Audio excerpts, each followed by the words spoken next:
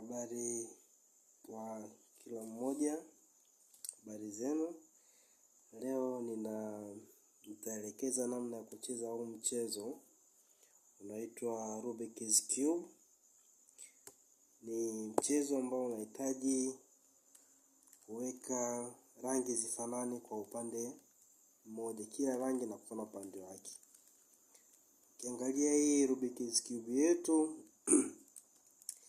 ina rangi tofauti tofauti. Kuna rangi ya orange, kuna rangi ya kijani, kuna rangi nyekundu, kuna rangi ya blue, kuna rangi ya njano na rangi nyeupe. Hii Rubik's Cube ukiangalia, hizi rangi zinazokuwa katikati hazihami. Hizi ziko kama zilivyo. Kokote utakapopeleka basi upande wake utabaki ule ule. Mfano, rangi hii ya blue ukiangalia upande huu wa chini kuna rangi ya kijani. Kwa hii blue, hii rangi ya blue na kijani zitaendelea kubaki hivi hivi. Hizi nyuso zinazoangaliana zitabaki kuwa hivyo hivyo. Upande huu wa juu na wa chini utakuwa hivyo hivyo, haijalishi umeizungusha kiasi gani. Bado hata ukizungusha vyovyote vile, ukiangalia hii blue nyuma yake itakuwa ipo kijani. Kwa ni sawa na hii nyekundu, nyuma yake ipo orange, nyeupe nyuma yake ipo ya njano. Kwa unachoangalia, unaangalia rangi iliyokuwa mbele na iliyokuwa nyuma. Ndizo zinakuwa kama rangi zako za kuanzia kufanyia kazi. Mfano, katika hii Rubik's Cube yetu mimi nitadili na rangi ya njano pamoja na nyeupe. Kwa hiyo hatua ya kwanza katika kupanga hii Rubik's Cube ni kutengeneza kitu kinaitwa yellow daisy. Yaani unaangalia hii ni rangi ya njano, upande wa pili kuna rangi nyeupe.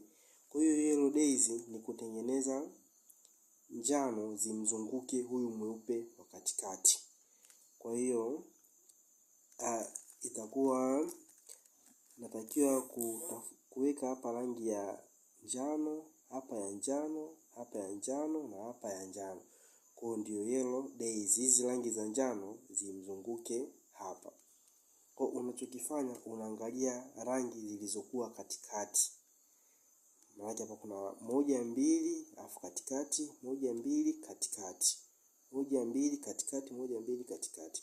Kwa unaangalia hizi namba zilizokuwa, hizi rangi zilizokuwa katikati ndizo zenye uwezo wa kuja kumzunguka huyu mweupe.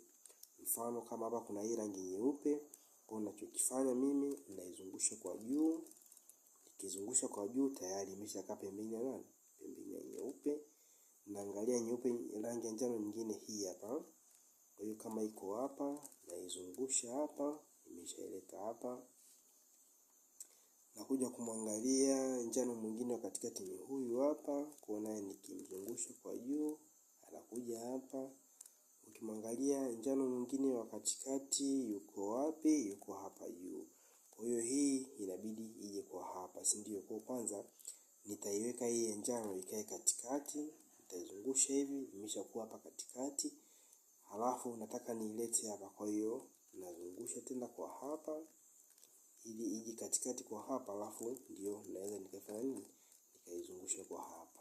Kwa hiyo itakuwa nimeshatengeneza kitu kinaitwa yellow daisy, ambapo ndio imetengeneza yellow daisy. Maana yake njano amemzunguka kwenye nyeupe.